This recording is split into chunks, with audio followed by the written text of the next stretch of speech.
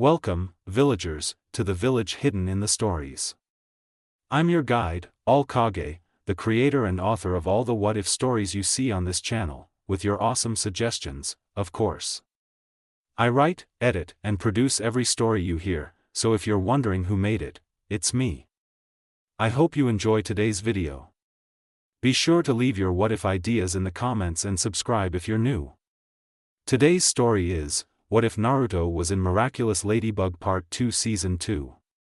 I hope you like this next part, as it is the part with the lore I talked about. Also, I would like to tell you guys about the series that will be coming out after this series ends. Right after this series comes a Spider-Verse crossover. Then after that is a solo leveling based Naruto, then a Avatar The Last Airbender crossover, a Spider Ninja based Naruto, and Arkham crossover. Whatever happens with these videos happens, but I haven't fully decided whether to do 4 or 6 videos for this what if series that we are currently on, so please tell me what you want. If you'd like to support the channel, check out my Patreon, link in the description. For just $5, you can get early access to full text transcripts, thumbnails, ad-free videos, and updates for my what ifs. Now, without further ado, let's jump into this what if. Part 2 Season 2, A Moth to a Flame. Moonlight bathed the quiet streets of Paris in a silver glow, the kind that made shadows stretch long and soft beneath the still night sky.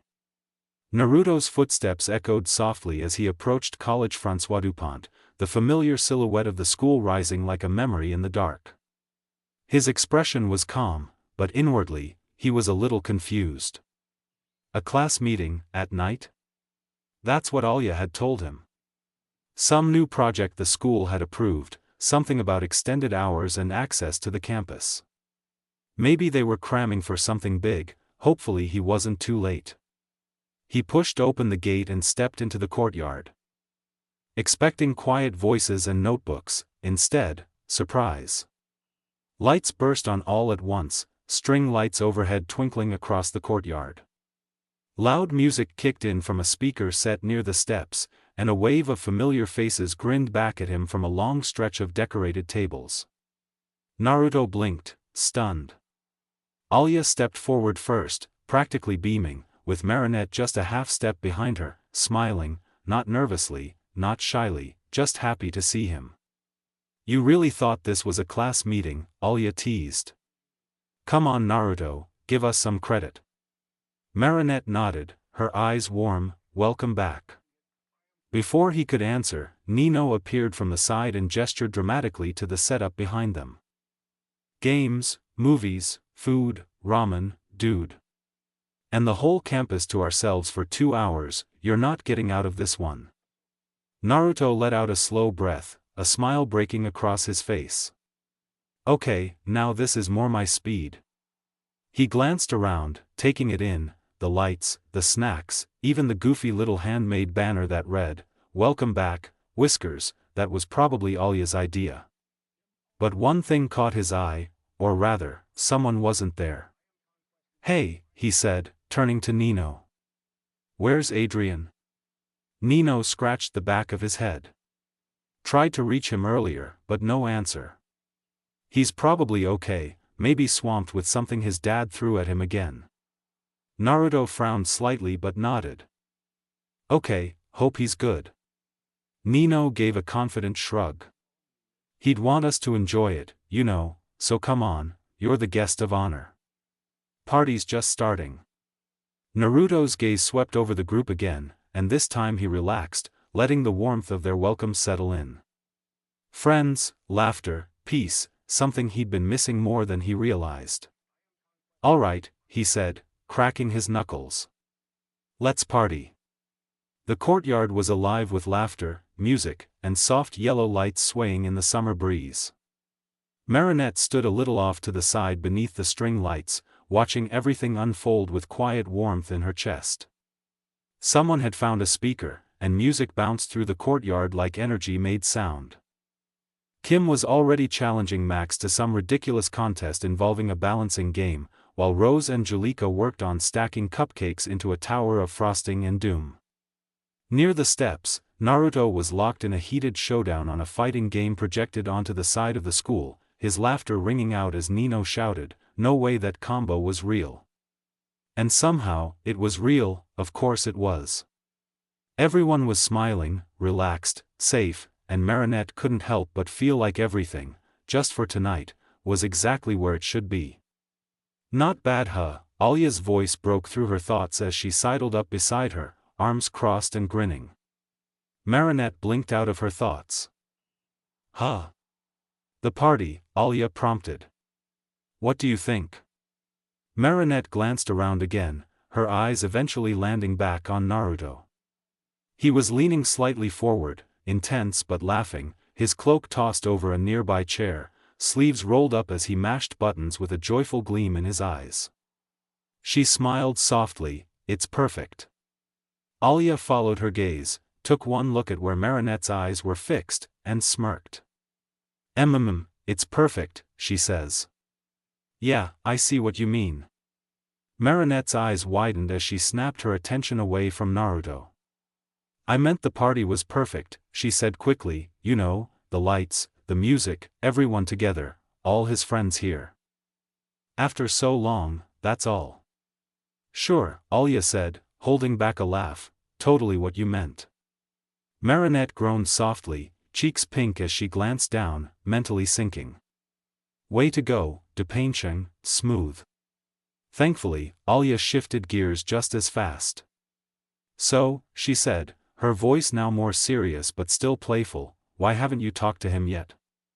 Marinette blinked. "Talked to him, I have. I mean, we talked earlier, remember, it's been a long day." Alya raised a brow, "Okay, sure, but talked, like, the real kind. Not about classmates or food, I mean you and him." She leaned in, conspiratorially. "Did he give you an answer?" Marinette's smile faded slightly as her mind flicked back to the rooftop. To the way he looked at her, to the warmth in his voice, and the uncertainty. She glanced away, not directly. Alya snapped her fingers, "Then that means you still need that moment, girl." Marinette sighed, "Alya." "Nope," Alya cut in. "You've been pushing this off forever, this is your chance, look at him." She gently turned Marinette's face back toward the courtyard. Naruto was smiling again, that big, warm, unapologetic smile, while Ivan cheered him on. He'd just landed a ridiculous finisher in-game, and now he was giving Nino a victory fist bump as everyone groaned and laughed around him. "Just imagine," Alya said softly. "You go over there. You talk to him. You tell him how you feel, or at least ask him how he feels. You could finally stop wondering. And who knows? Maybe by the end of tonight, he's not just your crush anymore." Marinette swallowed, heart thudding just a little faster.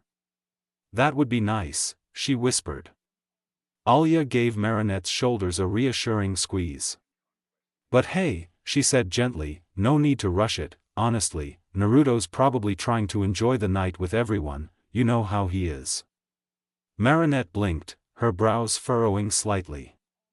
"He's not the type to want to leave a party early, especially not one everyone worked this hard on just for him. So don't worry about pulling him away right now."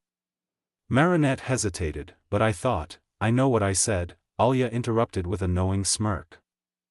"But things don't have to go exactly to plan. You don't need some big dramatic alone moment in the middle of everything. Just have fun with him, be with him, and when the night winds down, that's your moment." She gave Marinette a little nudge with her elbow. "You two can talk at the end, maybe on the way home, or outside while everyone else is cleaning up. Just don't overthink it, you're allowed to enjoy tonight too." Marinette looked back at Naruto again. He had somehow roped Mylene into playing now, showing her the controls and cheering her on even as she fumbled with the buttons. There was a kind ease in him, like all the tension he carried earlier had melted off the second he saw them all together. Maybe Alya was right. "Okay," she said softly, "you're right." Alya smirked, "I always am." With that, Alya stepped away, vanishing into the crowd to scold Kim for trying to dunk cookies into the fruit punch again. Marinette lingered for a moment, letting her heart settle. Then, with a quiet breath, she joined the group. The rest of the night felt like something out of a dream.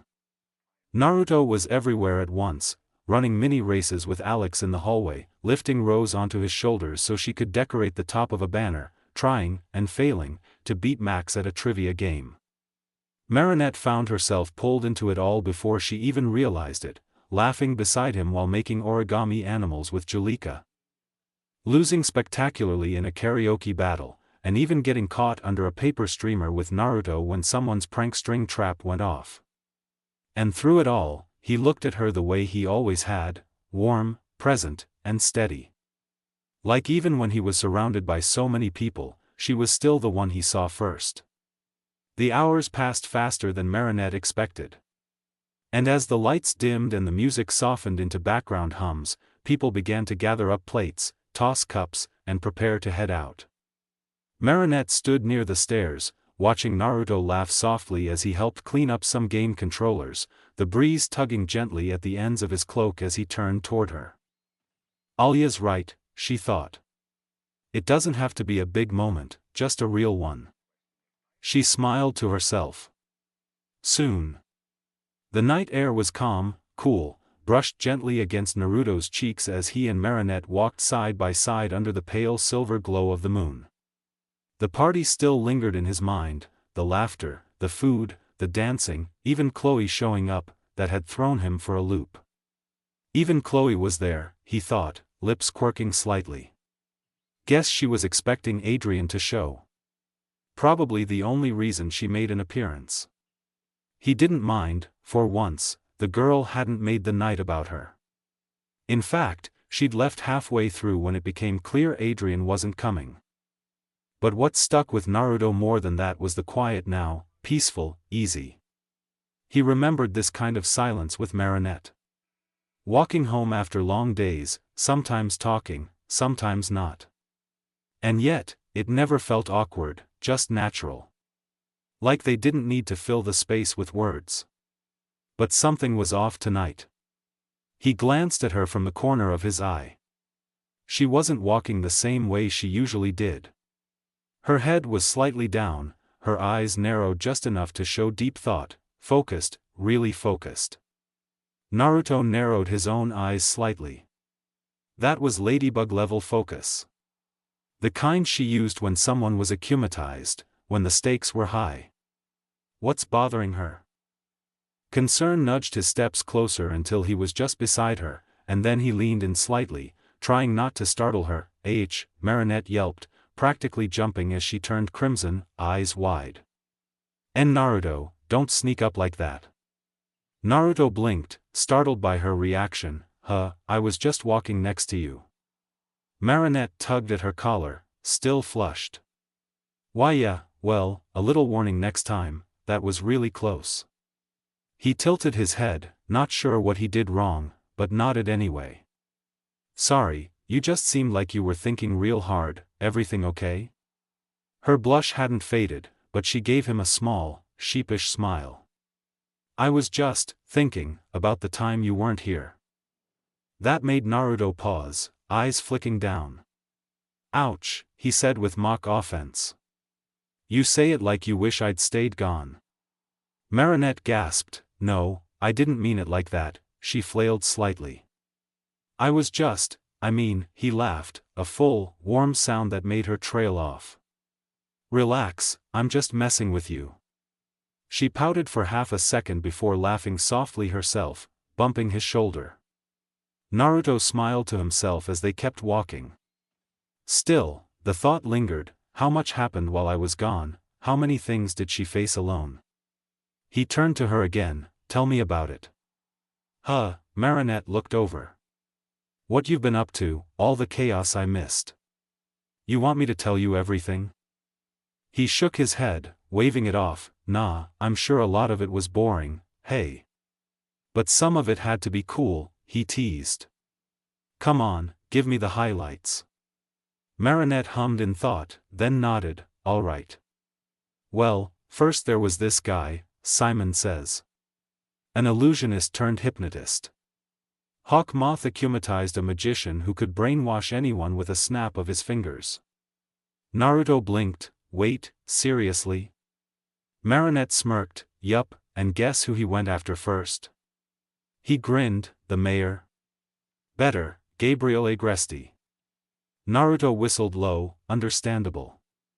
He even hypnotized Ladybug and Chat Noir for a moment, she added with a dramatic flair, but of course someone broke out of it first and saved the day. I'm guessing that someone's wearing red and spots, Naruto said knowingly.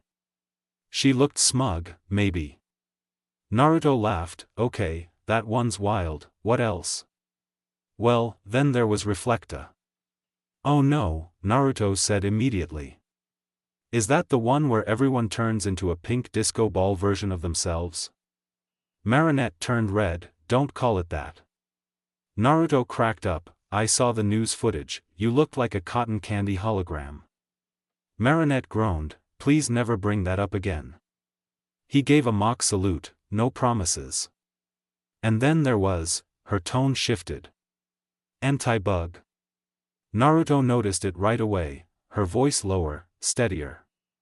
That was different. Chloe got akumatized that time. Naruto's eyebrows lifted. Yeah, you told me earlier yesterday about it, only really hinted at how bad it was though. She was furious at Ladybug, felt betrayed, and Hawk Moth twisted that into something dark. She had a copy of my powers. Everything, and she hated me. There was a pause. But I still managed to save her. In the end, she gave back the object herself. She was angry, but she wasn't cruel. Naruto's expression softened. You really believe in people, huh? She looked at him, eyes serious. Someone has to.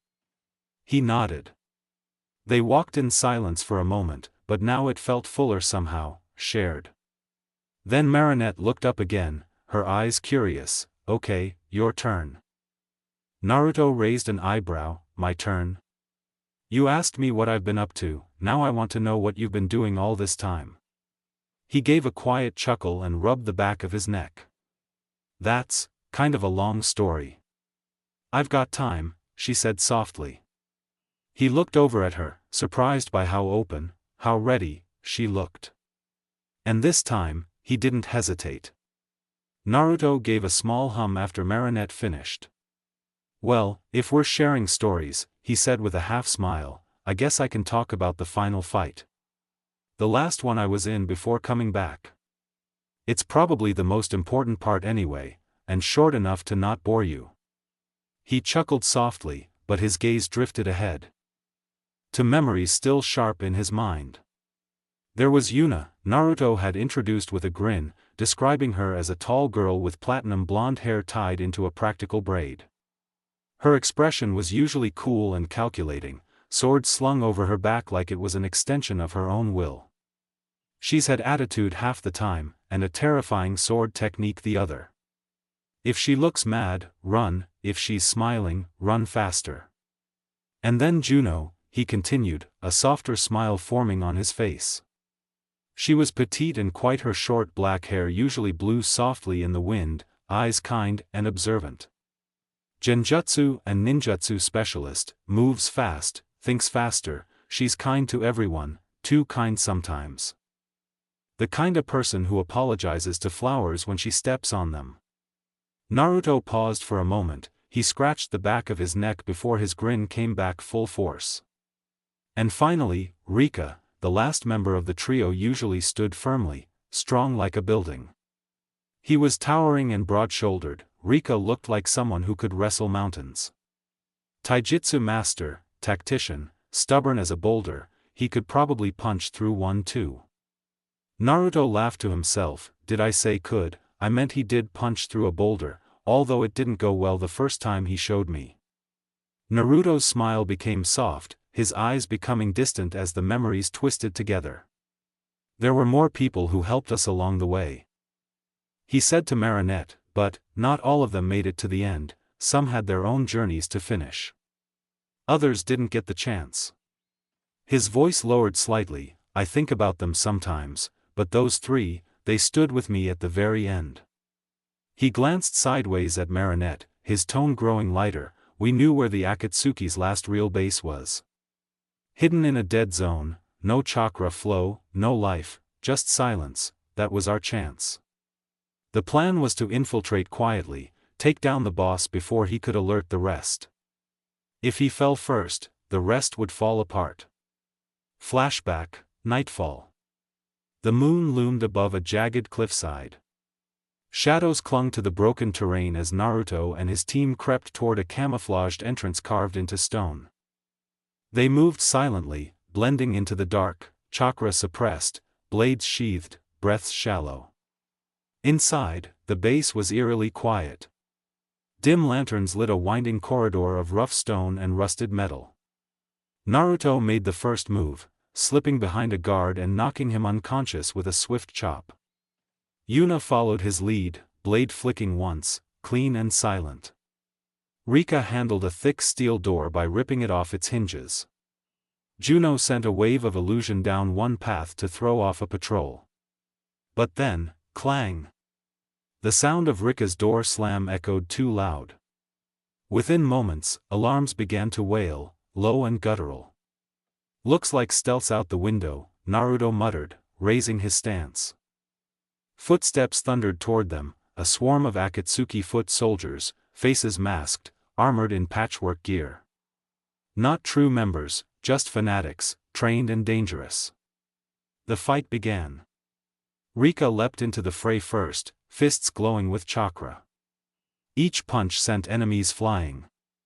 One slammed into a wall so hard it cracked. Yuna dashed beside him, her blade dancing, a whirl of platinum steel and red afterimages, carving down opponents with precise, practiced strikes.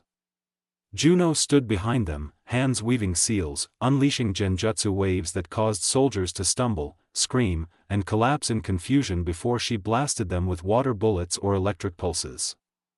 Naruto himself moved between them, keeping the line together, kicking away attackers with spiraling chakra-infused blows, his movements sharp and deliberate. He didn't need clones for this, not yet. They fought like they'd trained for this their whole lives. After what felt like hours, but was only minutes, they reached the final chamber. Doors blasted open by Rika's heel. And inside, sat the last true member of the Akatsuki. He wasn't in a cloak, no ring, no arrogance, just a quiet fury, power radiating in heavy waves, eyes full of grief and madness. They fought. It wasn't graceful, it was brutal. Yuna's sword shattered against his ninjutsu. Juno got blasted back and slammed into a wall. Rika took a hit that cracked his ribs but stayed standing. Naruto pushed forward, took the brunt of it, wore the enemy down, let his friends recover, until together, they broke him. Flashback ends. Naruto exhaled slowly, shoulders relaxed. He wasn't all that important in the end, but he was tough. Especially after what we went through just to get to him. He turned to Marinette, but we ended it, we really ended it. She had been quiet the whole time, eyes wide, not out of fear, but admiration. Then she smiled, soft and genuine. "I'm glad you had help," she said quietly. "You weren't alone." Naruto blinked, then grinned, sunlight in his voice. "Yeah, me too."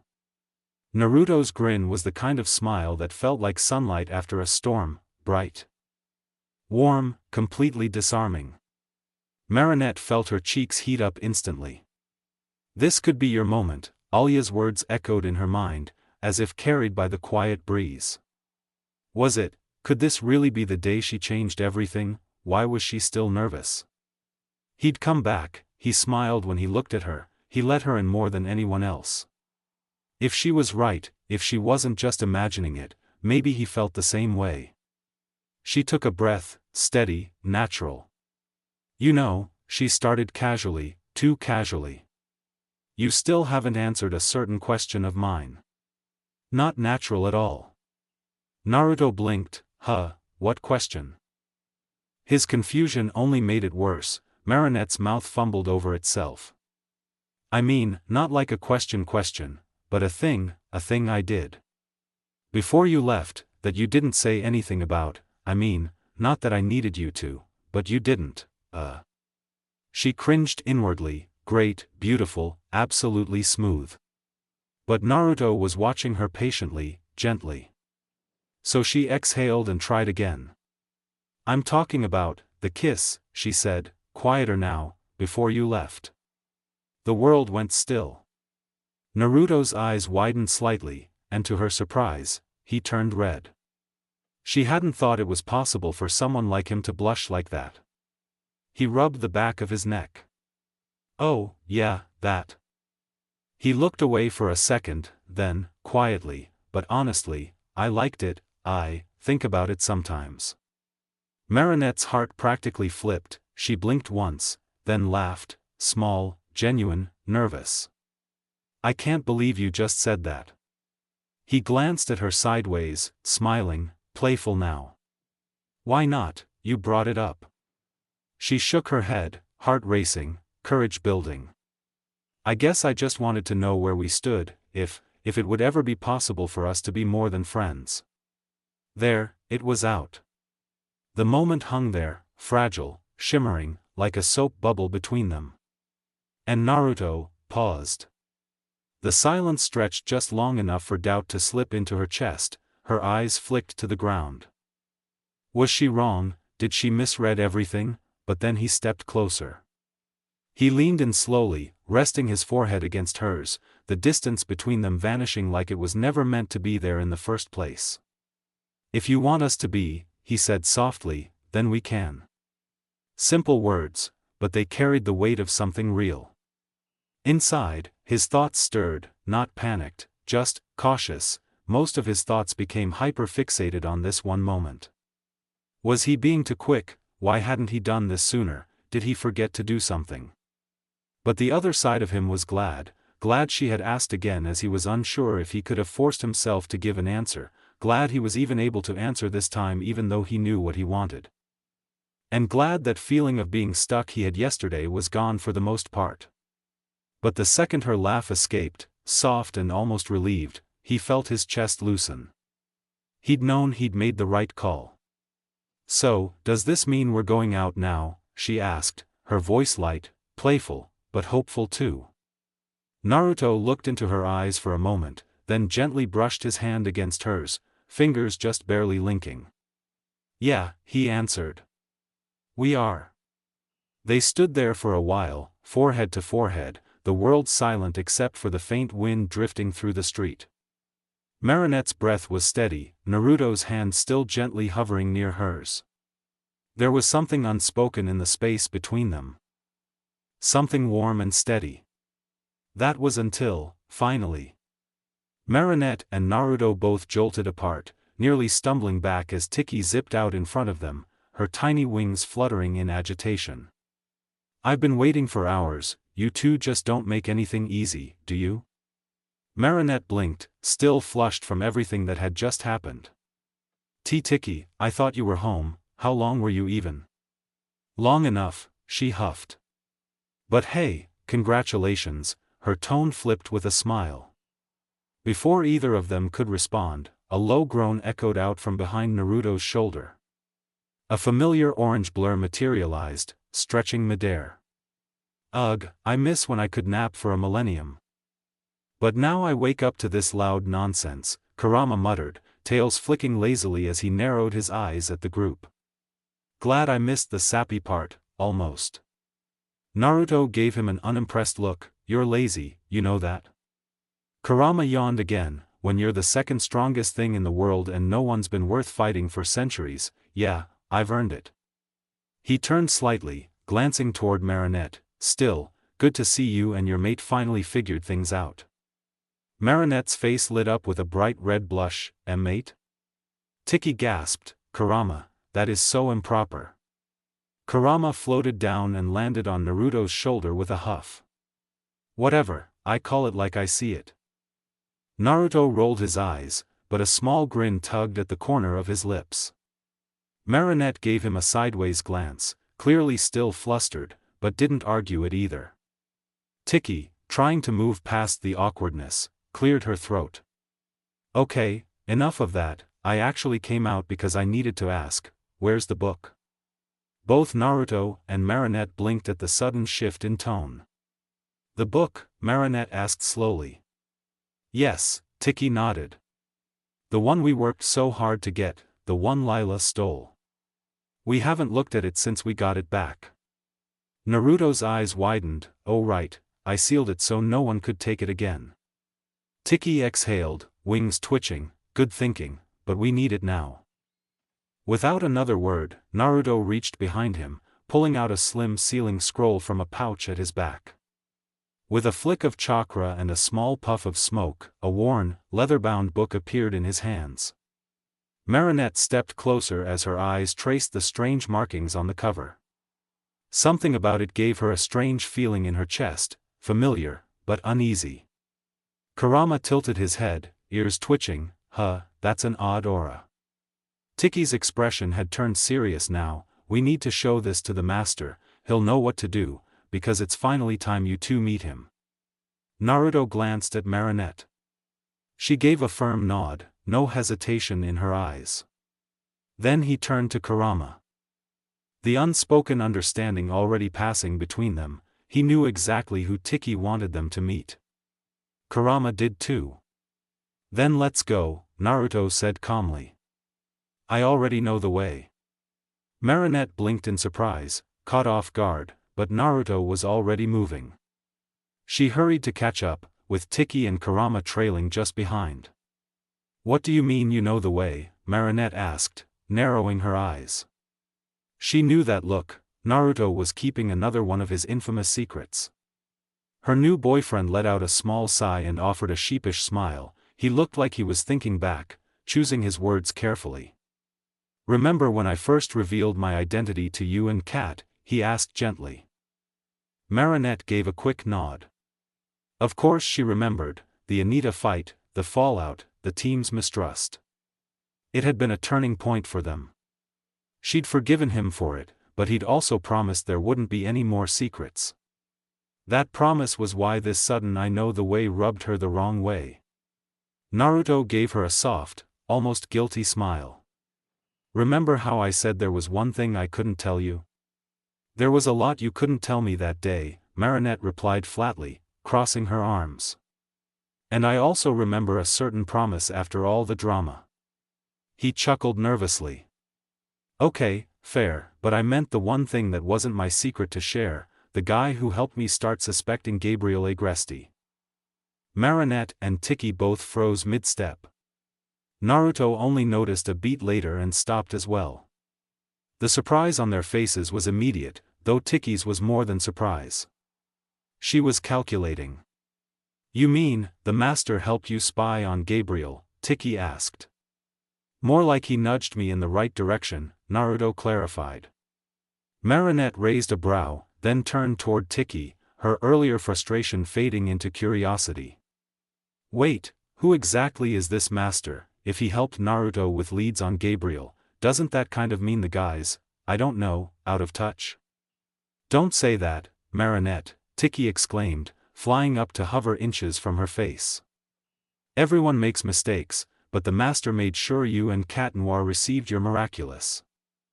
Look how far you've come, how much Paris has been protected since then. Naruto nodded. Tiki's right, me and Master Fu may have been wrong about Gabriel, but he definitely wasn't wrong about you. Marinette looked at Naruto, her irritation lingering for a second longer. But the honesty in his voice, the regret in his eyes, it was different this time. He wasn't hiding, just explaining. It wasn't his secret to tell, and he's telling me now. Tiki's words echoed in her head too. Master Fu had chosen her, as well as Car Noir, and they had saved Paris plenty of times. Mistakes or not, he had given her a life she had never expected. Her anger slipped away with a quiet sigh. You're lucky I like you, she muttered, flicking Naruto's arm playfully. Naruto grinned, I'll take lucky. They started walking again, the silence between them comfortable. Paris at night was calm, streetlights casting long shadows, the cool air brushing past. Kurama lounged on Naruto's shoulder with a tired yawn, while Tiki floated ahead, glancing back every so often. Their fingers brushed now and then, but neither said anything about it. Naruto would take them to meet the master, and whatever came after that was anyone's guess. Naruto stepped up to the round wooden door set into a curved wall. Its edges were framed with elegant golden symbols, and the entire structure resembled a traditional Chinese meditation ring, secluded, calm, timeless. He knocked twice. A moment passed, and then came a calm, low voice with an aged accent, "Come in." Naruto and Marinette exchanged a glance. He gave a nod, familiar, steady. She blinked in surprise but followed him as he opened the door. They stepped into a small, circular room bathed in warm lantern light. Scrolls lined the walls, calligraphy and brushwork framed beside aged relics of jade, bronze, and wood. Incense curled upward from a dragon-shaped burner, the air filled with a tranquil scent of sandalwood and lotus. Despite its age, the room felt alive. The door, though designed like a sliding paper screen, opened on hinges, a hybrid of tradition and function. An old man sat at a low wooden table in the center of the room, sipping tea. His shirt was one of those Hoenn flower shirts, red in color with the flowers being a light pink. His back was slightly hunched, his gray and white hair shortly flowing yo the sides, and though he looked frail, his eyes were alert and wise. He smiled gently, standing as they entered. "Ladybug, Fire Shadow, it's good to see you both." Naruto offered a sheepish, familiar grin. Marinette, however, was more hesitant. Her eyes wandered, scanning the room, and then paused. Something stirred in her memory. Tiki flew forward quickly, clearly a little nervous. "Master Fu, I know you said not to bring Marinette here again. But, what we found is too important to ignore." Marinette blinked, her gaze sharpening. "Wait, I've been here before." She looked toward Fu, wide-eyed. You were the one who healed Tiki when she was sick." Fu chuckled softly and gave a nod. "That's right, and we met long before that too, on your first day of school, the day I gave you the Ladybug Miraculous." Marinette's jaw dropped. "What?" Fu gestured toward Naruto. "I almost gave him the cat Miraculous as well, but I sensed he already held a power of his own, one that shouldn't be mixed with another." Naruto rubbed the back of his neck, laughing nervously. "Guess you saw right through me back then." "I knew even then," Fu said, "that you would become a fine ladybug, and you, Naruto, a perfect Hokage." He smirked, "Or as we call you now, Fire Shadow." Marinette furrowed her brow. "Wait, what's a Hokage?" Tiki floated over with a small smile. "It's a title from a long time ago. It means the strongest protector, the leader of a certain the past village." Without warning, a familiar voice entered the room. "Took you long enough, old man." Kurama phased into view beside Naruto, arms crossed and eyes half-lidded in irritation. His fur shimmered faintly red under the lantern glow. Fu, unfazed, smiled with recognition. "Kurama, I was wondering when you'd show yourself." Kurama huffed. "You always talk too much before getting to the good parts." Marinette glanced between them, wide-eyed. "You two know each other?" "We've crossed paths before, even before Naruto met him," Kurama said with a nod. Fu turned back to the pair. "I trust your trip to Japan went as well as expected?" Naruto sighed, crossing his arms. "Let's just say, it could have gone worse." Before the conversation could shift, Marinette stepped forward, narrowing her eyes. "Okay, who are you Realix? How do you know all of this? Us, the Miraculous, even Kurama?" Fu's smile faded. He turned toward a strange object near the corner of the room, a wooden music box, crafted like an antique record player. A dragon's head curled upward from the horn, and golden engravings spiraled across its surface. "Come," he said, beckoning. "It's time you saw everything." Naruto and Marinette followed. The old man knelt before the music box and pressed the dragon's eyes with practiced fingers. A few buttons emerged from between the jaws of the dragons. He pressed a sequence. With a soft click, a hidden compartment sprang open, revealing a gleaming black box nestled inside the record player. Marinette and Naruto both leaned in. Tiki hovered solemnly. Master Fu is the last known guardian of the order. Another voice finished the sentence, guardians of the miraculous. A small green kwami floated into view, with a turtle shell on his back and a peaceful, warm expression. I am Waze. It's a pleasure to meet you both. Naruto blinked. Nice to meet you. Waze nodded, then turned to Kurama. Kurama, it's been many years. The fox gave a curt nod. Too many, shellhead. Tiki dipped her head respectfully to Waze, and Naruto silently watched them exchange the kind of quiet recognition only ancient beings could share. Fu opened the black box. Inside were 7 slots, 5 were empty, the ones in the middle marked with a yin and yang symbol respectively. These once held the Ladybug and Cat Miraculous, Fu said softly. The others were still filled, or marked. One slot was green, Fuss Miraculous, although he didn't know where it was. One was dark purple. Naruto's eyes narrowed. Hawk Moths, he muttered.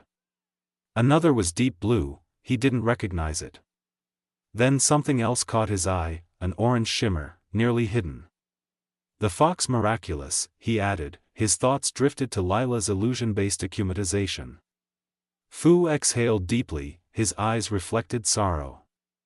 The Order of the Guardians was once a thriving temple, he began. Hidden in the mountains of Tibet, from there, we trained to protect and distribute the miraculous for the good of all humanity. He paused, voice heavy. But years ago, the Guardian Temple was destroyed. Many of our miraculous boxes were lost to time, to thieves, or to fire. I was the only one left. Marinette's expression softened. Shocked. Fu continued, not long after the destruction, I made another mistake. He placed a hand on the box. I lost 2 more miraculous, the butterfly and the peacock. He looked to Naruto and Marinette with honest regret, and with them, I lost an ancient spellbook, one that contained forgotten techniques, knowledge of the kwamis, even powers forbidden by the order. Marinette frowned, arms crossed as she looked down at the old book. I mean, the book just had weird pictures and strange symbols, none of it made sense. Master Fu let out a soft chuckle, carefully reaching for the book. They're not strange to a guardian, he said, voice calm and almost amused. I may not have been allowed to hold the book when I was younger. But I was taught to decipher the code, we all were. Naruto glanced to Marinette, brow raised slightly, she looked right back. They didn't say anything, but it was clear both were still wary. Tiki floated up between them and gave a small, confident nod. That was enough. Naruto handed over the book without a word. Fu took it gently, his fingers gliding over the cover like it was an old friend. As he opened it, the pages crackled softly. This book, Fu began, flipping slowly through pages covered in strange, ancient markings, it was created long before either of you were born, maybe even before I was born. It holds knowledge that allows kwamis to evolve, change, tap into powers even they didn't know they had. Kurama's ears twitched slightly at that, his head turned, and he drifted closer. And the second he did, the book lit up, a faint, glowing red shimmer flashed across the pages. Everyone jumped. What the hell? Naruto snapped, already stepping forward on instinct. Kurama instantly backed away, the glow vanishing as quickly as it appeared. It's nothing, the fox muttered, tails flicking in irritation. Old tricks, ignore it. But Fu tilted his head, that wise, unreadable smile back on his face. You haven't told them yet, have you? Kurama gave him a hard look, annoyed, tense, but said nothing. Naruto's expression darkened with confusion. Told us what? He asked. Voice firm now. Kurama, what haven't you told us? Kurama didn't answer, just turned his head away, the silence growing heavier by the second. Fu looked down at the book again, then back up, he answered for him. How Kurama became a kwami. That caught Naruto off guard. He looked to Marinette, who looked equally confused, then to Tiki and Waze. Both of them looked down, almost like they already knew. Kurama sighed, floating over slowly until he landed atop the book. Am I really gonna have to tell the full story? He grumbled. Yes, Naruto said, all of it. Kurama closed his eyes. For a second, it looked like he was going to ignore the request again. But then he opened them, sat down on the book's spine, and finally began. I wrote this book, Kurama said plainly. Or at least, the original version. I designed it so kwamis could learn more about their own potential, ways to grow stronger. Ways to change, that's the main reason why I was called the Kwami of Change. The secrets inside this book, they're mine. He paused, glancing toward the glowing dragon designs on the nearby furniture. But before I became that, I was something else entirely. Naruto raised a brow, a demon. Kurama gave a dry smirk, exactly. He looked to Marinette and continued. You know how Tiki is the embodiment of creation, and Cat Noir's Kwami, plague, is destruction. Kwamis are born from concepts. But not all concepts create kwamis, some create demons, monsters, other things. Kurama's voice lowered. A long time ago, before your cities, before your Miraculous, before your temples, the world was whole, one massive supercontinent. It was known as the Elemental Nations, and it was filled with energy, chakra. Chakra, Marinette repeated. The same energy Naruto uses? Kurama nodded, exactly. Back then, chakra wasn't just for a few people, it was everywhere. The whole world breathed it, but that power came from someone, Kaguya Akatsuki. Some say she was an alien, some say she was forged from the world's pure natural energy, from change itself. Sage chakra. Naruto blinked, processing. So, she was like the original Kwami of Change? Wrong, Kurama snapped, suddenly sharp. Not all beings of change are kwamis, some are worse. Kaguya wasn't a kwami, she was a demon, a goddess. The true demon queen of change, and she gave chakra to the world, whether they were ready or not. She was eventually stopped by her own sons, Kurama continued, who split her power into 9 living beings, beasts of chakra, tailed beasts. Marinette's eyes widened slightly at that. The term tailed beast sparked something familiar in her memory. We were those beasts, Kurama said, tapping his own chest. I was the strongest, the 9 tails. Over time, humans fought over us. Controlled us, feared us, used us, but eventually, one man rose up and stopped the wars. That man, he glanced at Naruto, was the reason you have your name, but that's a story for another time. Naruto's face tightened, but he said nothing. After that, the world changed again, the supercontinent broke apart. Chakra began to fade, time moved on. I found myself in China, maybe 10,000 years after the Great Split. That's when the Guardians found me. He looked to Fu now, eyes narrowing a bit. They treated me like a force of nature, bigger than any Kwami. Stronger. Some feared me, others respected me, but once they learned I was a demon, he paused, they sealed me in stone. Naruto flinched slightly. They told me to repent, to change, but I didn't even know what that meant. I didn't do anything, I was just born a demon. Kurama looked up, his voice low now, tired. A few thousand years later, a guardian revolutionary tried to fight against rising evil. He thought unlocking me would give him an edge, so they broke the seal. He asked for help. And I helped, Kurama said flatly. I gave them this book, I filled it with my knowledge, ways for kwamis to grow stronger. Use sage chakra, protect humanity. It worked, and I was given a new name, the Demon of Change. He shrugged. They sealed me again after that, of course. Naruto clenched his fists slightly but didn't speak. One last time, I was pulled out, Kurama said, tone souring. Another power-hungry visionary, he wanted to use me like the Miraculous could use kwamis. He'd studied my book, thought he could change me. He experimented on me, knocked me out and bound me using one of the Miraculous. In the process something did change. My chakra evolved, beyond anything even I expected.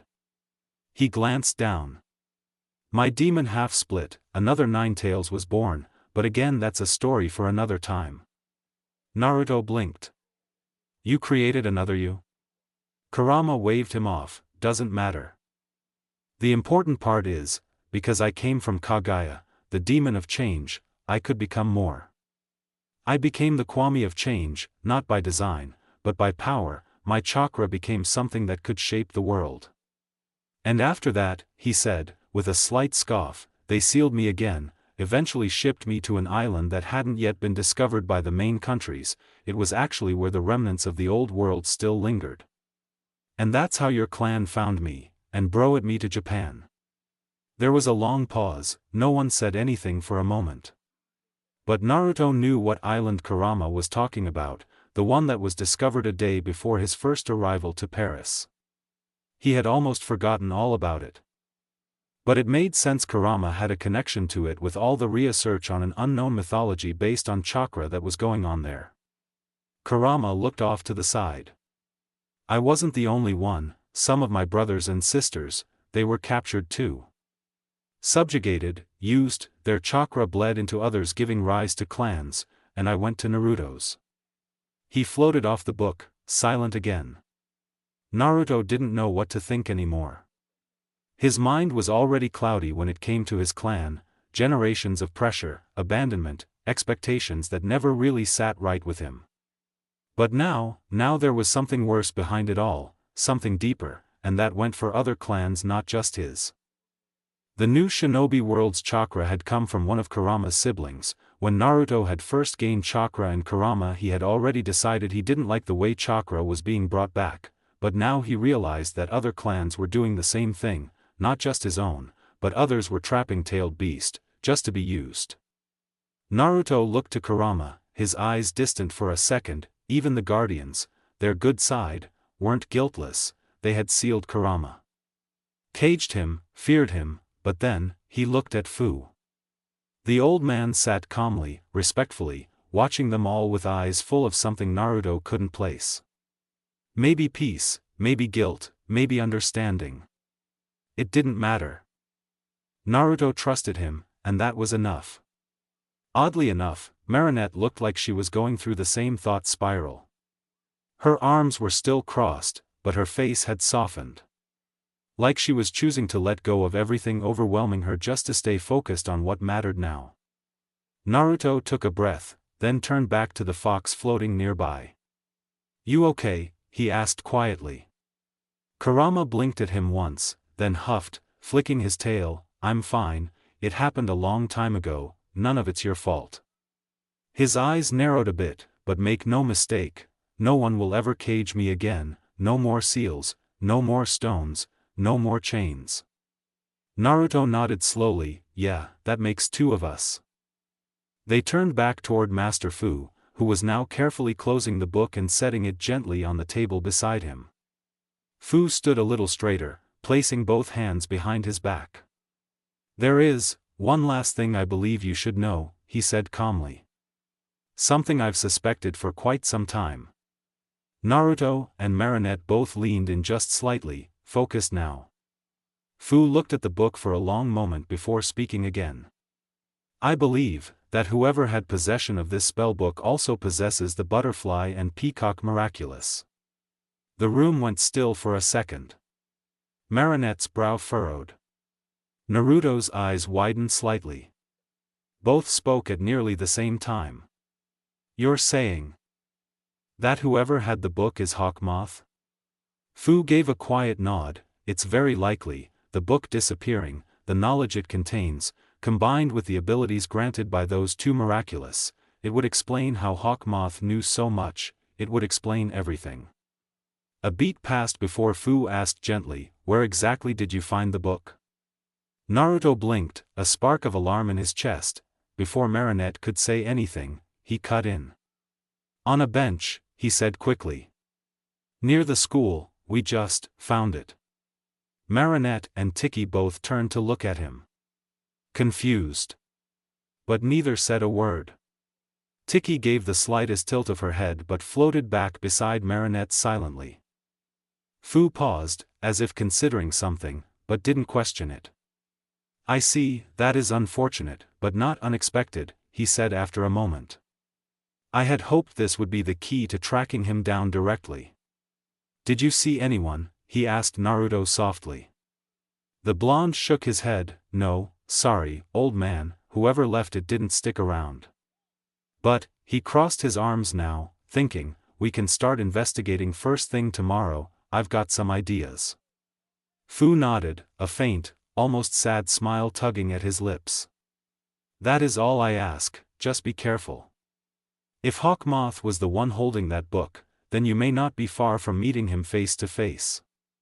The quiet of the Parisian night wrapped around them as they stepped out of the meditation room and back into the cool open air. The door slid shut gently behind them, and the moment it did, Kurama gave a low yawn. "About time," he muttered before his body glowed with a warm red shimmer. A moment later, the fox spirit had slipped back into Naruto with barely more than a flicker of chakra. Naruto exhaled slowly, already feeling the quiet hum of Kurama settling in his mind. They'd barely walked a few steps when Tiki flew up ahead, spinning around to face Naruto mid-air with a furrowed expression. "Why did you lie back there?" she asked, her voice sharper than usual. Naruto's pace slowed, but he didn't stop. He shoved his hands in his pockets, glancing off to the side. "Because we can't tell Master Fu that Adrien had the book." That stopped Marinette completely. Tiki hovered between the two teens, concern suddenly deepening in her tiny eyes. "But Naruto, we don't know where Adrien got it from," Tiki said, her voice almost pleading. "And you can't be sure he's not." "No," Naruto cut in, sharper than he intended. He turned, facing both of them. "I am sure, Adrien isn't Hawk Moth." Tiki looked stunned by the confidence in his voice, but Naruto didn't back down.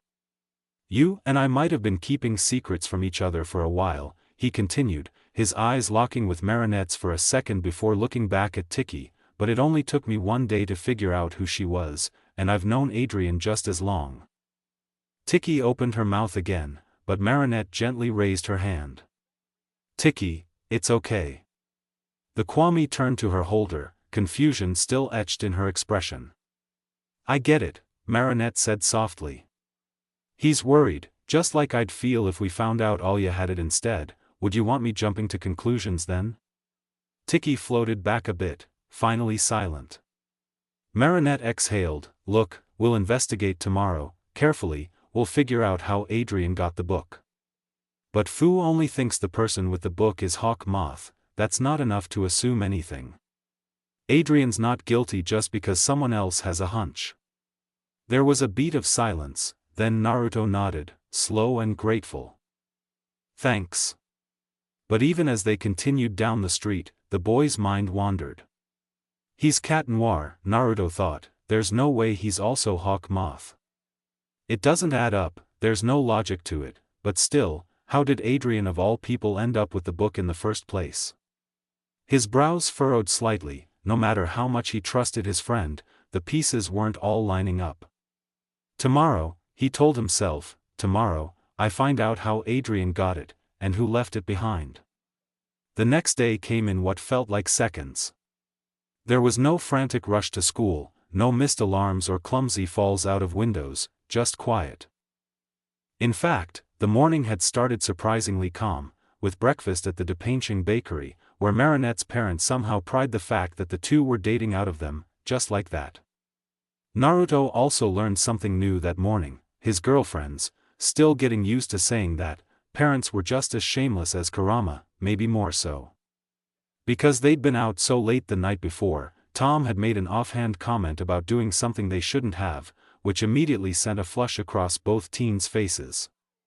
Sabine, bless her, didn't help either, offering them extra pastries with a knowing smile. It had been chaos, awkward laughter, and warm bread. And somehow, kind of perfect. But now, walking to school, Naruto's mind drifted elsewhere. Mainly to Adrien. Specifically, where Adrien had gotten that book from. And more importantly, how he was supposed to ask about it, without letting it slip that he and Marinette kind of, okay, definitely, stole it.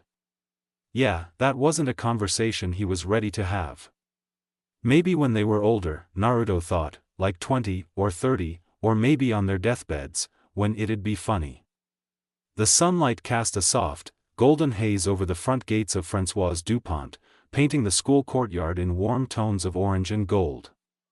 Morning breeze tugged lightly at Marinette's pigtails and ruffled Naruto's blonde hair as they came to a stop just outside the gates. For a second, they didn't say anything, just stood side by side, staring at the familiar building that suddenly felt like a stage for something a little more serious. Naruto was the first to speak, "So, how are we doing this?" Marinette glanced around, already scanning the courtyard for any familiar blondes. "We follow his routine. First we find where he usually is before class, locker, music room, fencing practice, wherever, and go from there." "Sounds simple enough," Naruto said with a smirk, though his eyes stayed sharp. "We tail him, we talk to him, and if it comes to it, we ask him straight." Marinette nodded, and together they stepped through the gate, but the plan quickly fell apart. They checked everywhere. The music wing was empty. The locker hallway, silent. The fencing room? Still locked. Not even the library turned up a trace of Adrien Agresti. By the time they reached their classroom, they were more confused than ever. Only a few students were already inside. Nino leaned back in his chair, looking drained. Sabrina sat closely beside Chloe, who, for once, didn't have a smug scowl on her face. Instead, she was crying, no, sobbing. Marinette and Naruto exchanged a concerned look before stepping inside. Naruto approached first. "What's going on?" Chloe shot her head up, tear-streaked and furious. "Adrien's never coming back to school," she wailed, and immediately buried her face in her hands again. That made both Naruto and Marinette freeze. "What?"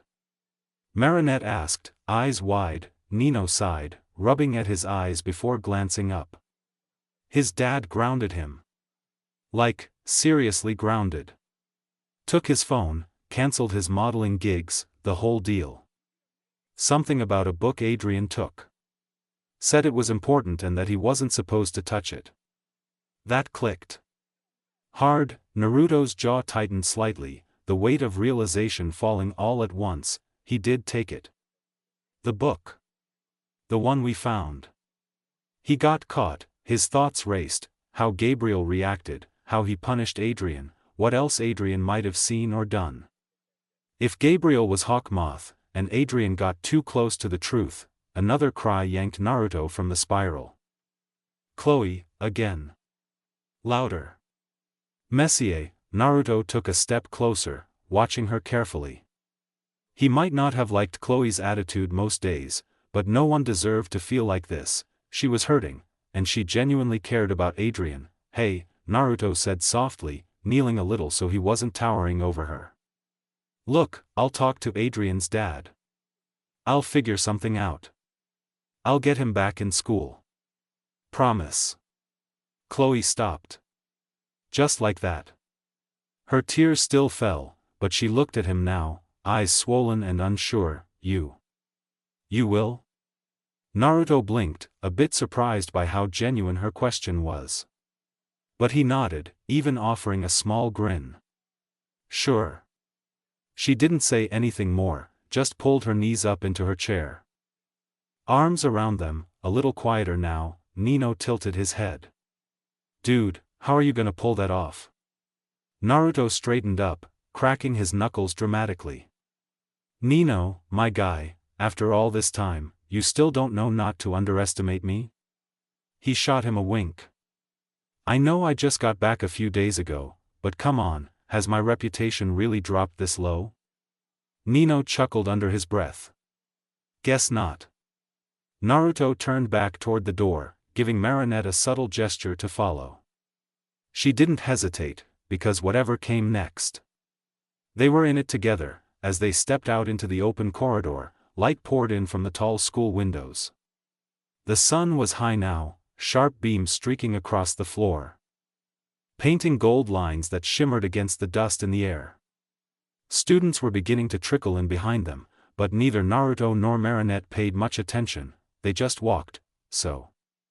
Marinette started, her voice low. Nino said Adrien got grounded because of the book. Naruto gave a slow nod, hands deep in his pockets. Yeah. Which confirms it, Adrien definitely had it before we did. But why would Gabriel ground him for life over something like that? Unless he knows what it really is. Marinette frowned. You think he does? I think Fu's right, Naruto said without hesitation. If someone had the book and the butterfly Miraculous. Gabriel grounding Adrien over it basically confirms he's hiding something huge. Marinette crossed her arms. I mean.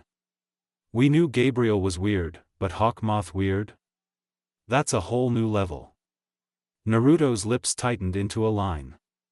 I didn't want to believe it either. I mean. Adrien's his son. How could someone like that raise a guy like Adrien? Marinette didn't answer at first. Her thoughts were tangled, her chest tight with something between disbelief and worry. Naruto glanced at her, then ahead again, he sighed, then said quietly, we need to tell Chat Noir. Marinette blinked. What? We have to, Naruto said simply, as if it were obvious. He should know. He might have seen something. Or maybe he'll recognize something from what Fu said. Marinette hesitated. But. Don't you think we should wait? Maybe make sure before we throw accusations? I'm not saying we tell him Gabriel is Hawk Moth, Naruto said, stopping just short of the main stairway. Just that something's up. Something real. We're not calling anyone guilty, we're just trying to keep him in the loop before things explode. The Agresti manor was silent. Too silent. Inside the main office, what was once an elegant, pristine room of fine-tuned decor now looked like a war zone. Furniture was overturned, shelves were splintered, and torn canvas lay in shreds across the floor. Broken statues were scattered like fallen soldiers across a marble battlefield. Gabriel stood in the middle of it all. Breathing heavily, his eyes swept the destruction, his own handiwork, and the corners of his mouth tugged upward, not in a smile, but in satisfaction. It was perfect, just the chaos he needed to quiet his thoughts. If only for a moment, his gaze landed on the only untouched painting. A portrait of Emily, hanging undisturbed amidst the ruins. The piece was abstract around the edges, her dress painted in fractured geometric shapes, but her face was detailed, soft, almost glowing. Just like she had been in life, he stepped toward it, raising a hand. No hesitation. No shake. Only reverence as his fingers slid along the frame. He pressed 5 precise spots with both hands. A faint click echoed from the walls. Then, slowly, a panel of the floor sank beneath him, descending like a silent elevator. The room above disappeared as he dropped into the shadows, a soft flutter greeted him below, the hidden chamber opened into a cathedral-like vault of butterflies. Moths floated around a glass dome overhead, and a single stained-glass window in the shape of a moth filtered in the only natural light. The walls were lined with shelves and old tech, screens, relics, artifacts, and at the center of it all, a solitary table, on it, a blank spellbook. Closed. Still. Waiting, and the screen. On, Gabriel's brow twitched, the image on it was rough, flickering between clarity and distortion. A cloaked silhouette sat in the dark, a blurred figure with no face. But the voice? The voice was clear, low. Commanding. Cold. I still cannot truly believe you have taken this long with your childish dance around Paris heroes. Gabriel didn't flinch, didn't speak. But a single bead of sweat rolled down his temple. The voice belonged to the one man he feared more than any, his master. The reason this entire plan was even possible. The man who gave him the book.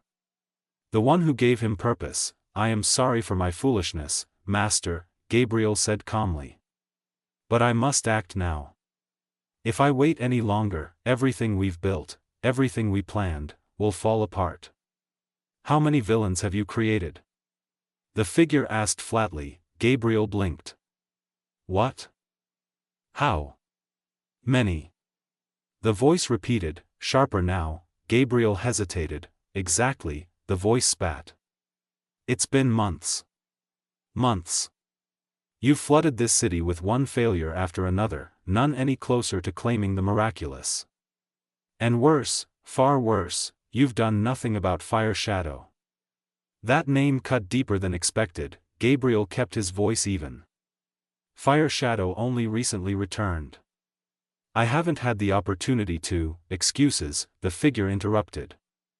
That boy is far more important than the miraculous. You forget why you were chosen. The tailed beasts are the key. The miraculous are a tool. You've confused them. Gabriel's fists clenched. 10 chakra beasts. 10 avatars of nature and power. One of them lives in your city. Right under your nose. And still you fail. Other agents in the Akatsuki have already secured 2 of the beasts. They have leads on 3 more. And you? You're busy playing villain of the week. Gabriel swallowed hard. I understand. I will not let you down. You have 4 more chances, Gabriel. 4 more creations. After that, we'll decide whether you are still of use to the Akatsuki. And with that, the screen cut to black. Gabriel stood still for a long moment, before turning his eyes toward the stained glass moth window. The soft colors danced across his face. Naru, he muttered. Dark wings. Rise. A swirl of butterflies erupted around him. They exploded outward like a cocoon bursting from pressure, before revealing Hawk Moth's form beneath the cloud. His suit was a sleek combination of violet and indigo, trim and symmetrical. A high collar framed his neck. His eyes glowed faintly beneath the pointed mask, almost like a moth's eye shine in moonlight. Cold, calculating, he held up his hand, one man. Desperate. Afraid. Caught in a trap of his own making. And ready to escape at any cost, he whispered. A dark butterfly emerged in his palm. This will be my final act of subtlety. He narrowed his eyes. Whoever has the spellbook is already on to me. Adrien would never lose something so important. Which means... His mind clicked into place. Someone stole it. And I know exactly who's been watching me more closely these past few months. Fire Shadow. The boy. The Jinchuriki. A low growl escaped Hawk Moth's throat. One of the heroes has it, he whispered. I won't let them keep it for long. He stared down at the Akuma in his hand. Stay close, he said darkly. You're not being sent yet. Not until I'm ready. And then, he removed his brooch. Naru blinked into the air beside him, confused. You're renouncing me? Temporarily, Gabriel said coldly. You'll return when I'm finished. With that, Naru vanished. The transformation ended. Gabriel tucked away the brooch. Then turned back toward his table. He reached for the book that sat beside his monitor. It looked empty. Innocent, it was neither. Come, he whispered to the Akuma, opening the blank pages, the butterfly dove inside, and in a swirl of violet and shadow, Hawk Moth's form twisted and shifted. Ink poured across his skin like living tattoos. His outfit melted into long white robes, marked with black glyphs. A twisted monocle appeared over one eye. The collector stood once again. His voice came out smoother. Darker. It's time to put the real plan into motion. The wind was sharp up on the school's rooftop, but Naruto barely noticed it, clad in his fire shadow suit, dark cloak rippling behind him. The red-orange glow of his markings dim under the setting sun. He stood between Ladybug and Cat Noir, his eyes focused, calm. But not quiet. His mind was anything but. He had just finished explaining everything: the spellbook, Adrien's sudden disappearance, Gabriel Agresti's possible connection, and Master Fu's suspicions. Now the 3 of them stood in tense silence. Cat Noir's mask did little to hide the shift in his expression. His usual charm was gone, replaced by something harder. His jaw tightened, and his gloved fingers curled slightly at his sides. "You're completely sure?" he asked, his voice lower than usual. "About my father?" Naruto and Ladybug both nodded. Cat Noir didn't speak again right away. Ladybug stepped forward, reaching into her yo-yo pouch before pulling out her phone. "There's more," she said. She held up a picture on the screen. Almost all of his designs, even the Agresti logo, it's butterfly-themed. His office, his home, even some of Adrien's clothes. It was subtle at first, but once we saw the spellbook. She trailed off, letting the weight of her words settle, and, she added quietly, he has the money. The reach. The secrecy. He's always so distant, cold, even to Adrien. It would be the perfect cover. Cat Noir looked at the screen. He didn't say anything, but he didn't have to. His breath caught just for a second. His green eyes lost some of their brightness. Then his voice came out, steady, but different. "Then we need to investigate. Now." Naruto nodded, but glanced sideways, catching the flicker of something in Cat Noir's stance, some mix of realization, betrayal, maybe anger. He didn't say anything about it. He knew the feeling too well. Instead, he turned toward the edge of the roof, letting his chakra gently spread beneath his feet. "Then let's go," he said. "We're losing time." Ladybug was already swinging her yo-yo. Cat Noir followed, launching into motion with practiced grace. Naruto hesitated for half a breath, staring into the darkening skyline. Gabriel Agresti. If he really was Hawk Moth, then this wasn't just about saving Paris anymore. It was personal. For Adrien. For all of them. He clenched a fist, flames subtly lacing around his wrist. "Time to end this," he muttered, before vanishing into the shadows. Right behind them, the Agresti mansion stood at the edge of the city like a polished monument, cold, quiet, pristine. The towering gates let out the faintest creak as Ladybug gently nudged them open, while Naruto and Cat Noir slipped in without a sound. The air was still. Too still. The trio made their way toward the main entrance, Ladybug picking the lock with careful precision while Naruto extended his senses, scanning for any hint of movement or hostile chakra. Nothing, not until the front doors swung open on their own. The foyer was just as Adrien had once described: sleek marble floors, high ceilings, and an eerie silence that made even the softest footstep echo like thunder. They spread out as they entered. "Stay alert," Naruto whispered. "He knows we're coming." They moved in tighter formation, checking room after room. The office, the sitting room, the gallery. All empty. Not a sound. Then, suddenly, a thud. Before they could react, a bright pulse of violet energy surged from the shadows. A swirling vortex opened midair, and a massive book, black-bound and glowing with dark magic, flew at them like a cannonball. "Move."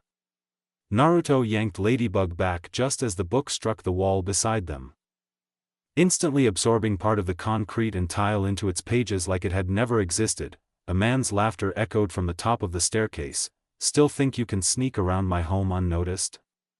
Came the voice. They all turned, only to see him, draped in violet robes with an elaborate high collar and an unsettling grin. The collector stood at the top of the stairs, eyes burning with power.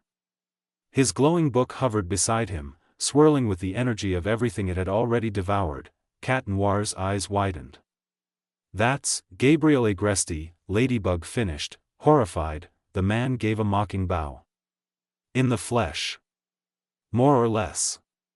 Naruto's mind ran faster than ever. "He's akumatized. That means. He can't be Hawk Moth," Ladybug said aloud, stunned. Cat Noir stared, like he couldn't process the words, but Gabriel didn't let them breathe. With a sharp gesture, he hurled the collector's book down at them again. It expanded midair, glowing with malevolent energy, trying to trap them inside its pages. The trio split instantly. Naruto flash-stepped across the room, skidding across the floor as he narrowly dodged another swipe of the book. He felt the suction pull at the air around him, like a black hole sucking the world into pages of silence. Cat Noir parried the book with his baton, but the force still sent him flying back. Ladybug launched her yo-yo, trying to snag the book, but it twisted and dodged in the air like it had a mind of its own. Gabriel snarled from above. You children think you understand anything? Think you can come into my home and accuse me of his crimes? Ladybug landed beside Naruto, panting. His? Then. He knows who Hawk Moth is?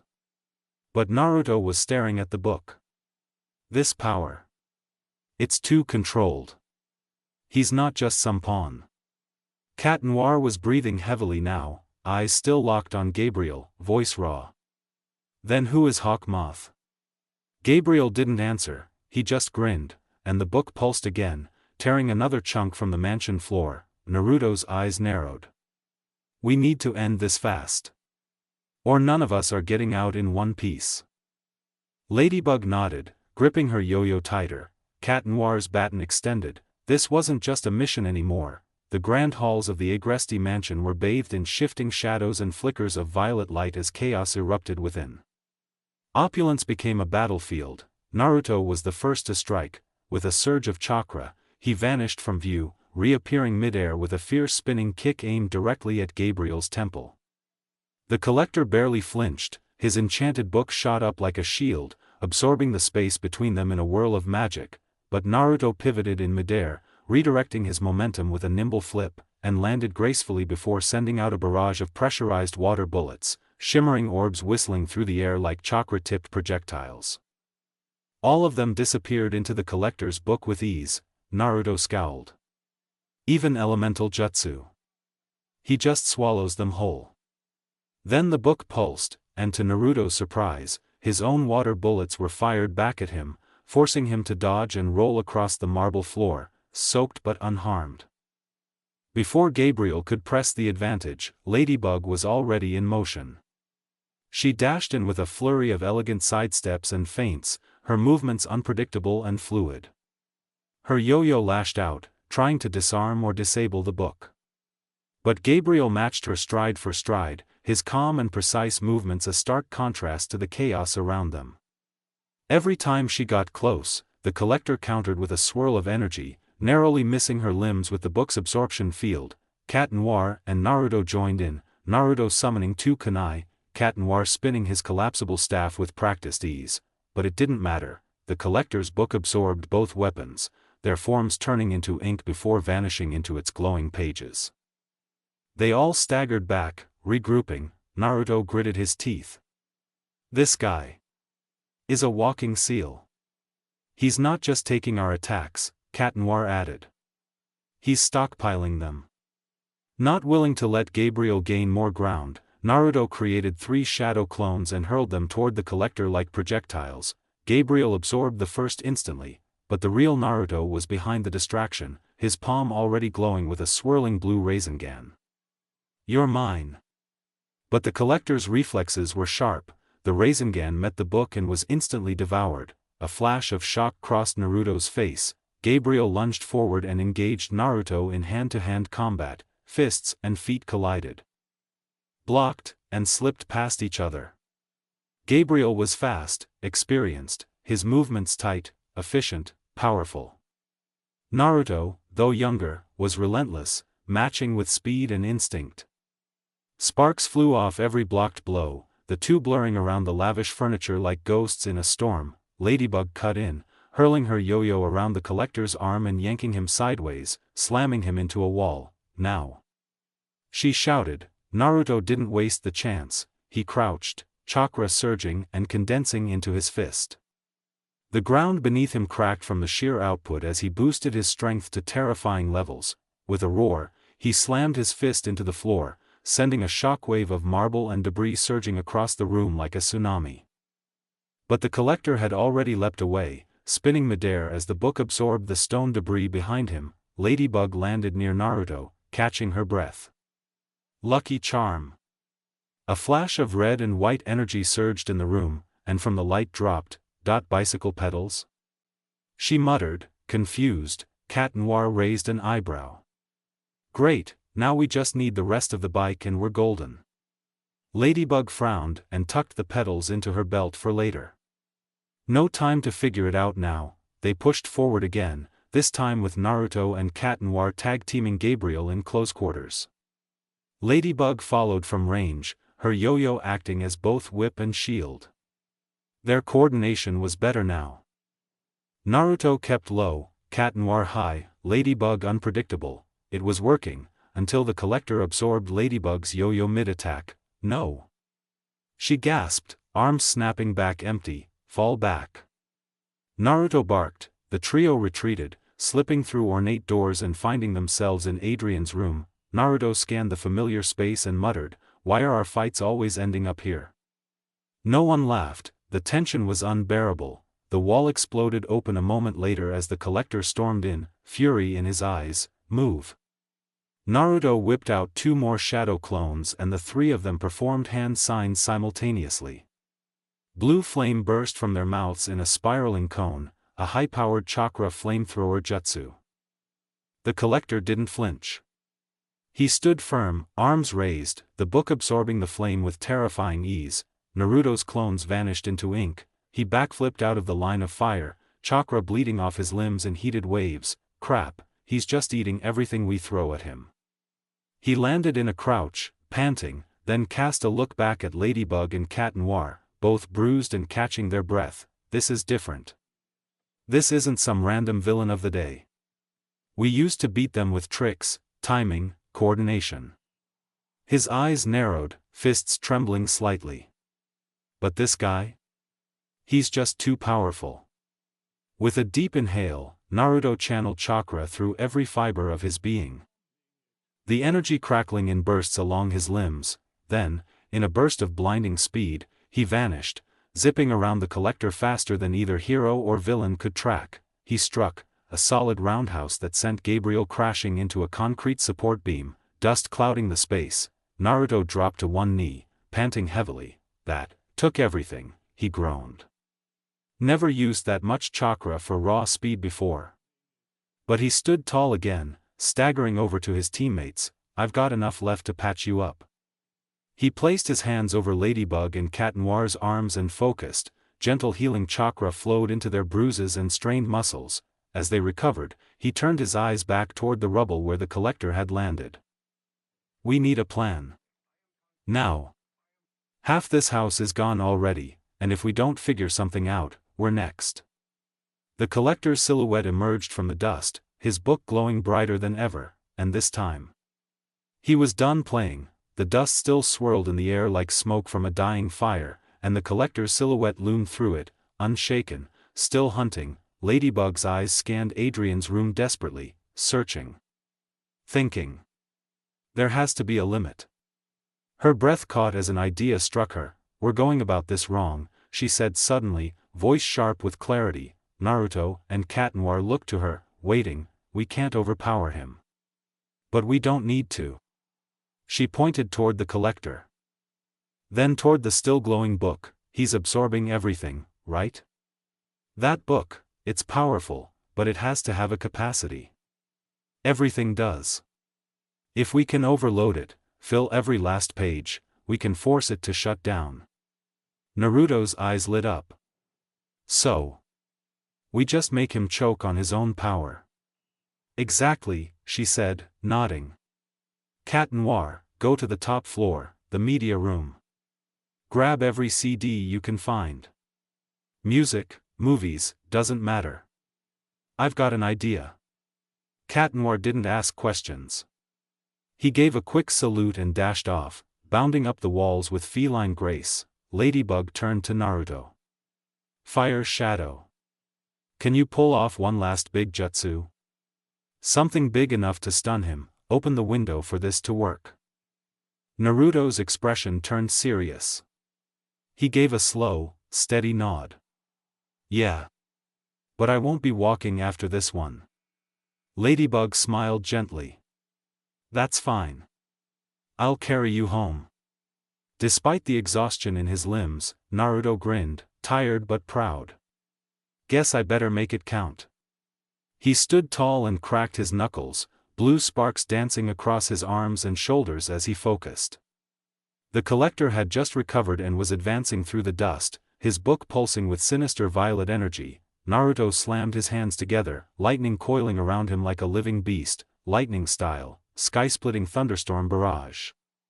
He roared, a flash, blinding, bolts of pure chakra lightning exploded from his body, arcing like lances from the heavens, slamming down around the collector and catching him in a cage of violent, dancing blue energy. Gabriel froze, stunned, temporarily overwhelmed. Naruto's body gave out, his knees collapsing as he hit the ground with a hard thud, landing face first. His eyes stayed open just enough to see what Ladybug was doing. She had crafted something entirely new in record time, using a fuzzball table flipped on its side, rigged with the bicycle pedals as a makeshift crank, and spare parts from the room. She'd created a CD launcher, angled toward the collector like a cannon. Now, Cat Noir, she shouted. From above, Cat Noir dumped a cascade of CDs into the loading slot of the makeshift launcher. Discs tumbled and stacked, clattering into place. Ladybug cranked the pedals, winding the tension, eyes locked on her target. Let's see how much you can really hold, she yelled. The launcher whirred to life and began firing discs one after another like spinning blades of data and plastic. The collector lifted his book, absorbing each disc one after the next, dozens. Then hundreds. He kept coming, closer. Step by step, discs flew, bouncing off his arms, his chest, vanishing into the glowing book. His breath grew heavier, more ragged. Yet he refused to stop, but just as he reached the final few feet, the launcher clicked. Empty. Ladybug froze. Her hands hovered over the pedals. The collector's face curled into a victorious grin. You're finished. He raised his book and struck down toward her, but nothing happened. Ladybug blinked. He did too. The book pulsed and stopped glowing. Gabriel's eyes widened. No, no, no. He opened the book. Every page was full, packed solid with CDs, item after item pressed into every square inch of space. His grip loosened. This can't. Ladybug seized the chance. With a cry, she jumped, kicked the book out of his hands, and flipped into the air, hurling her hand out. Now, she shouted. The book burst midair in a shimmer of violet energy, releasing all the absorbed items in a wave. Kunai, staffs, yo-yos, projectiles, CDs, even parts of the building tumbled outward like reverse destruction. Amidst the chaos, the black butterfly fluttered free. Ladybug's yo-yo shot out, snagged it, and she called out, "No more evil doing for you, little Akuma." She purified it with a radiant flash. Miraculous Ladybug. The air sparkled, and in a brilliant cascade of light, everything was restored. The walls, the furniture, the floor, all stitched back together like time reversed itself, as the world stilled. Ladybug exhaled in relief. Then she turned, and saw Naruto face down, unmoving. She rushed over, gently rolling him onto his back. Fire shadow, she asked softly. I'm okay, he rasped, eyes half-lidded. Just can't move. She smiled and brushed dust from his hair. I told you I'd carry you. Across the room, Gabriel Agresti had returned to his normal self, looking confused and weakened. Cat Noir stood beside him, hand on his shoulder, offering calm comfort. Ladybug watched them for a moment, her heart softening. Come on, she said to Naruto, crouching down to lift him. Time to go. Together, the trio exited, leaving the mansion behind as the sun dipped behind the Paris skyline.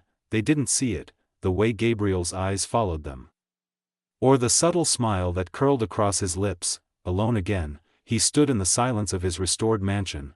And just like that, he whispered, the suspicion is finally off of me. He turned toward the portrait of his wife. Now, the real game begins. That's it for today. I hope you liked the video. Please like and subscribe, and comment ideas if you can, and maybe you could share this with your friends, because you never know, they might like what ifs too. So without further ado, all Kage, out.